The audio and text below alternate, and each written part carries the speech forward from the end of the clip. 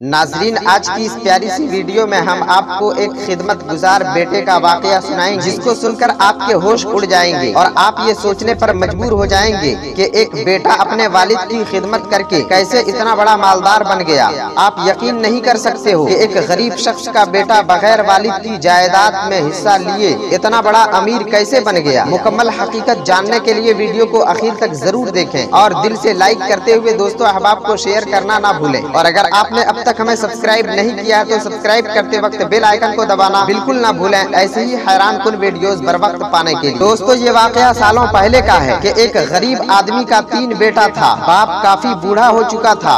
उम्र लंबी होने की वजह से हमेशा तबीयत खराब होती रहती थी, जिसको देखते हुए एक दिन बाप ने अपने तीनों बेटों को बुलवाया और कहा कि मेरी जायदाद तुम लोग आपस में तकसीम कर लो। चाहता हूँ कि मेरी नजरों के सामने तुम जायदाद का बंटवारा कर लो। ये सुनकर उसके दोनों बड़े बेटों ने कहा कि वालिद साहब, आप बहुत अच्छी बात कह रहे हैं, लेकिन हम लोग ये चाहते हैं कि आपकी जायदाद बहुत ज्यादा नहीं है। अगर ये हम दोनों बड़े भाइयों को दे दिया जाता तो हम लोग अपने छोटे भाई का बहुत ख्याल रखेंगे। तमाम मामलात को सुनकर छोटे भाई ने कहा, अब्बा भाई सही कह रहे हैं, अगर जायदाद की जरूरत भाइयों को है तो आप इन्हें दे दें। चुनांचे दोनों भाइयों ने आपकी जायदाद, रुपए, पैसे, मालो दौलत सब के सब ले लिए और आपस में तकसीम कर लिया और छोटे भाई के हिस्से में बाप को छोड़ दिया। छोटा भाई भी इससे बड़ा खुश था कि मुझे वालिद की खिदमत करने का मौका मिला। उधर दोनों बड़े भाई मालो दौलत लेकर खुश थे, इधर उसका छोटा बेटा अपने हिस्से में बाप को पाकर खुश होकर खिदमत करता रहा।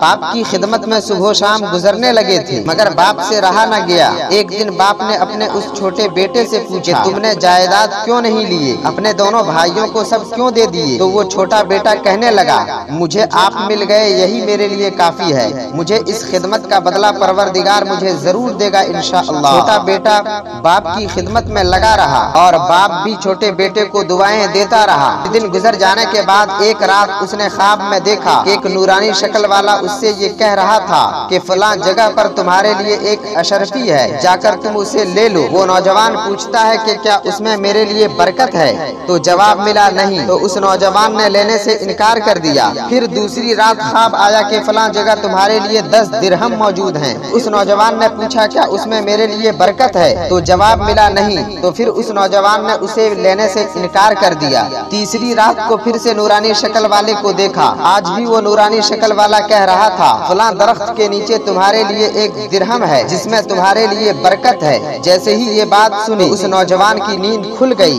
और अपने वालिद को पूरा ख्वाब बयान करके सुनाया। उसके बाप ने कहा कि मुझे इस ख्वाब में सच्चाई का भरोसा है, तुम उस जगह पर जाओ और दिरहम निकाल लो। जब बेटा उस जगह पर पहुंचा और जमीन खोदा तो वाकई वहाँ 1 दिरहम मौजूद था। उस दिरहम को लिया और लेकर बाजार चला गया और उस 1 दिरहम की मछली खरीदा और मछली लेकर घर आ गया। जब मछली का पेट फाड़ा तो क्या देखता है कि उसके अंदर एक कीमती लाल छुपा हुआ था। बाप ने बेटे से कहा, इसको लेकर सोनार के पास चले जाओ। जब सोनार को ये लाल दिखाया गया तो उसने कहा कि ये बहुत कीमती है, मेरे पास इतने पैसे नहीं हैं कि तुमको इसकी कीमत दे सकूं, लिहाजा तुम अगर इसे बेचना चाहते हो तो बादशाह के दरबार में चले जाओ। गरीब नौजवान उस लाल को लेकर बादशाह के दरबार में पहुंचा। बादशाह को ये लाल दिखाया गया। बादशाह ने इस लाल को 60,000 अशरफियों के बदले खरीद लिया, जिससे इस नौजवान की पूरी जिंदगी बदल गई और इस नौजवान ने खुद की तिजारत शुरू कर दिया। यूं कुछ दिनों में वो बहुत बड़ा ताजिर बन गया।